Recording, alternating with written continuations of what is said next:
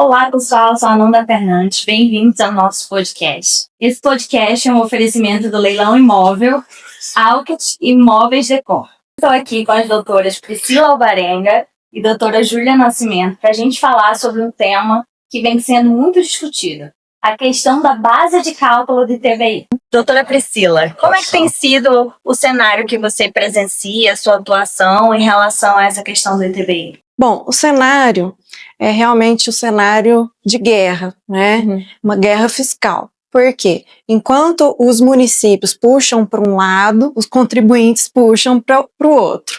Os contribuintes querem um valor menor da base de cálculo do ITBI para poder pagar um imposto menor, enquanto que o município acaba se baseando ou na base de cálculo do valor venal do IPTU ou a base de cálculo do ITR quando é imóvel rural. Só que muitas das vezes esses valores não estão corretos, aliás, na maioria das vezes. E nesse cenário entra toda a jurisprudência que nós temos hoje, incluindo o tema do STJ, Superior Tribunal de Justiça, 1113, que dispõe sobre a base de cálculo do ITBI, que é realmente o valor real de mercado, que é o valor que é passado no registro, no cartório. Os municípios vêm cobrando, fazendo essa cobrança abusiva, e aí é onde cabe, às vezes, um mandado de segurança e até preventivo, no caso.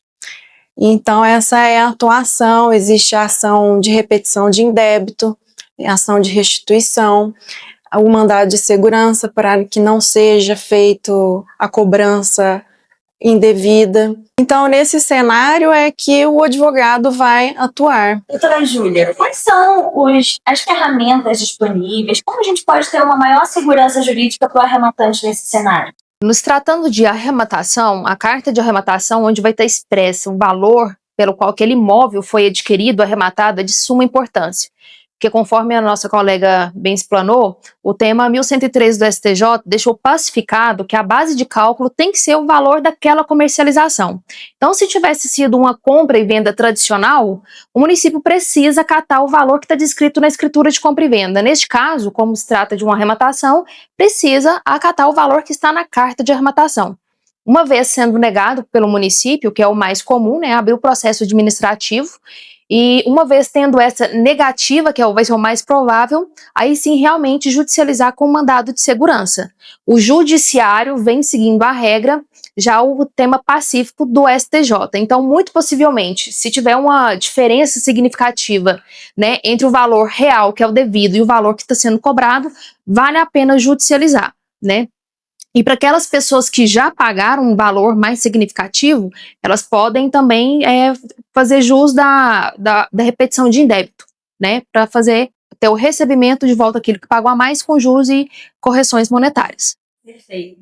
Na minha atuação, eu tenho visto que, como eu atuo, na verdade, com mais imóveis urbanos, eu tenho visto que os clientes, eles preferem que a gente pague logo o ITBI, e aí cobre a diferença depois, porque às vezes a diferença ali na base de cálculo ou no valor acaba sendo um valor pequeno de diferença. Então é mais rápido para o arrematante pagar logo o ITBI e depois talvez vir com uma ação de repetição de indébito,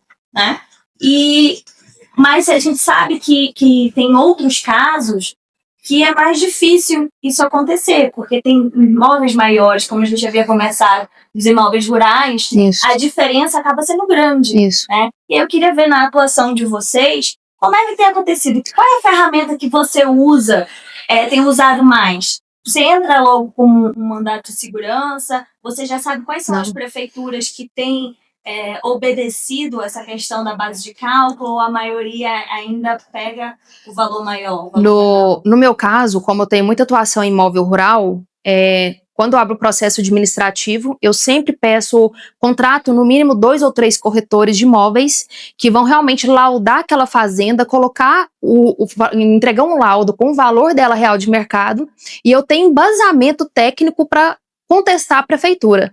Você está usando uma base de cálculo sua, aleatória, que você não consegue me explicar tecnicamente por que a fazenda vale tantos milhões a mais do que está de fato negociado, e eu estou te apresentando 3 avaliações de corretores de mercado. Então, a gente faz uma defesa extremamente técnica para combater aquele valor da prefeitura. A prefeitura não consegue, de forma técnica, avaliar um imóvel rural. E aí, nesse sentido, como a gente fala de imóveis com os valores já bem mais significativos, aí sim compensa judicializar, seja por MS, mandado de segurança ou repetição de indébito, porque aí os valores são muito divergentes, são muito significativos.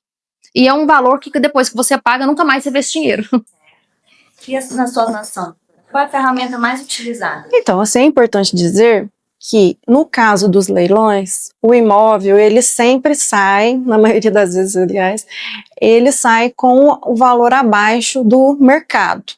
Então, assim, às vezes está lá no segundo leilão, vai arrematar um imóvel, por exemplo, pelo valor mínimo, vamos dizer assim, 50%. Então, para quem está de fora, acha que esse valor é um valor muito abaixo do valor de mercado, e é o que aonde dá o problema, né? Vamos dizer assim, é onde os municípios entram falando, não, mas esse valor está errado, né? E é onde vem aquela cobrança. Então esse que é o ponto, na verdade. Mas na verdade, não é bem assim, né? Porque quando tem, no caso da jurisprudência 1113 do STJ, quando diz que o valor é o valor real de mercado, a gente tem que analisar a faceta econômica e as circunstâncias ali da situação. Naquele momento, naquela situação, o imóvel está sendo passado através de um leilão. Então, é uma aquisição através de leilão. Então, tem que ser observadas as circunstâncias do ato, né, e a motivação dos negociantes. Então, assim, o tema para a jurisprudência, para a justiça, tudo isso é levado em conta. E é onde é encontrado o valor real de mercado, né? E como a nossa colega falou, nós temos várias medidas, né? Tem o mandado de segurança, inclusive preventivo, que pode ser feito antes da cobrança, antes do pagamento, que seria até o mais indicado, porque depois que você pagou, aí tem todo aquele trâmite mais burocrático e tudo, né? Quando dá tempo, faz a parte administrativa na prefeitura. É que o leilão é um pouco rápido, então tem que ser feito com mais celeridade. E vale a pena destacar que o próprio tema 1113 também deixou claro que tem que ser respeitado o valor da comercialização, ainda que se trate de imóvel arrematado em leilão. Porque a arrematação em leilão é uma forma de compra e venda. As pessoas acham que é um outro cenário, né, paralelo. Não, é uma forma de aquisição do imóvel, só que de forma não tradicional. Então, o valor de mercado também equipara-se ao valor de leilão. Perfeito. E é também importante a gente analisar o cenário que, quando a gente tem uma carta de arrematação, quando a gente tem ali um imóvel que foi adquirido em leilão extrajudicial, a gente tem um documento válido que está mostrando o valor de aquisição daquele imóvel. Então, não há justificativa para que a prefeitura ache que está tendo algum tipo de fraude no valor, porque se a prefeitura entender que aquele valor não pode ser usado como base de cálculo, ela tem que entrar com um procedimento administrativo para investigar se há algum indício de fraude ali, para não pagar o tributo, né? Mas quando a gente tem esses documentos que mostram a veracidade do valor daquela aquisição, as prefeituras elas deveriam já utilizar isso como base de cálculo. Mas o que eu vejo muito, principalmente atuando no Rio de Janeiro, é que a gente encontra um embate muito grande ainda com o município nessa questão. Inclusive, teve uma questão recente agora. Eu tive um cliente que arrematou em janeiro e 15 dias depois a gente deu entrada ali no ITBI e o ITBI apareceu uma telinha nova agora lá da prefeitura falando assim, ó, esse valor foi atualizado como se tivesse já passado um ano daquele valor, não tinha passado nem um mês ainda. O valor foi atualizado para tanto, aumentaram ali Não foi atualizado para menos, né? Só para mais. Só para mais. E aí, eles agora têm uma telinha que fala assim, olha, se você concordar com esse novo valor, vai ser emitida a guia. Se você não concordar, você vai entrar ali num processo administrativo já direto, sua guia não vai ser emitida E no Rio de Janeiro a gente ainda tem uma questão que é, se a guia não for emitida antes dos 30 dias posteriores à aquisição, tem uma multa. Nem sempre todas as prefeituras são assim, mas lá no Rio de Janeiro é. Então a gente tem que correr com esse pagamento também do ITBI. E é aquilo que a gente conversou. No leilão, para a gente lucrar, não é só a questão dos valores, mas também a rapidez com que a gente consegue colocar esse imóvel de volta no mercado.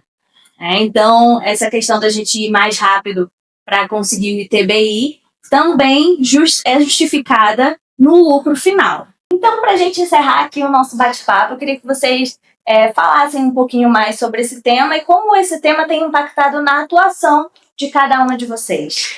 Eu acho importante comentar, igual você falou, a respeito do posicionamento dos municípios, né? O posicionamento dos municípios, nesse caso, teria que ser abrir uma apuração, um processo administrativo que apure com avaliações dos imóveis o valor real de mercado.